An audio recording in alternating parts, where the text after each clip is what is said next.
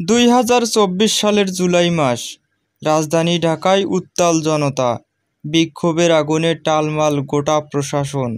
সেই সময় গণভবনে কি ঘটেছিল? এবার প্রকাশ পেল চাঞ্চল্যকর কিছু তথ্য, যা উঠে এসেছে আন্তর্জাতিক অপরাধ ট্রাইব্যুনালের আনুষ্ঠানিক শুনানিতে।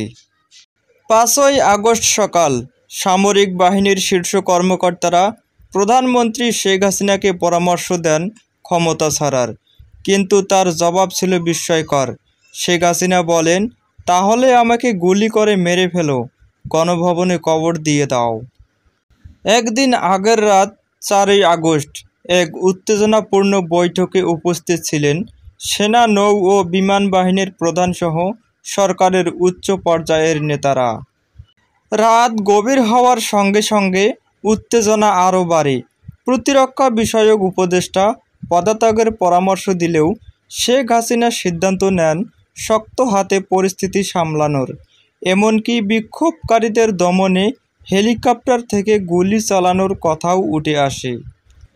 এই সময় শেখ হাসিনাকে কঠোর থাকার আহ্বান জানান আওয়ামী লীগের 4 শীর্ষ নেতা ওবায়দুল কাদের, আসাদুজ্জামান খান, আনিসুল হক ও সালমান এফ রহমান।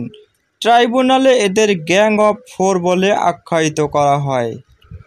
পরের দিন সকালে পরিস্থিতি আরও জটিল হয়ে ওঠে। আইজিপি জানান, আইনশৃঙ্খলা বাহিনী ক্লান্ত, অস্ত্র ফুরিয়ে আসছে। সামরিক কর্তারা আবারও শেখ হাসিনাকে অনুরোধ করেন যেন দেশের স্বার্থে সরে দাঁড়ান।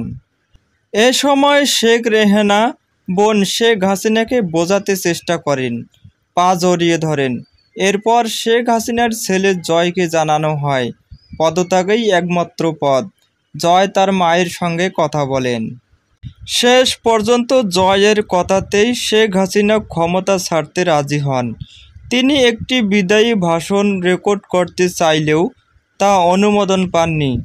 শেখ হাসিনাকে সময় দেওয়া হয় মাত্র 45 মিনিট। 5ই আগস্ট বিকাল 4টায় সেনা প্রধানের বক্তব্য প্রচারের আগে শেখ হাসিনা গোপনে দেশ ছেড়ে ভারতে পালিয়ে যান।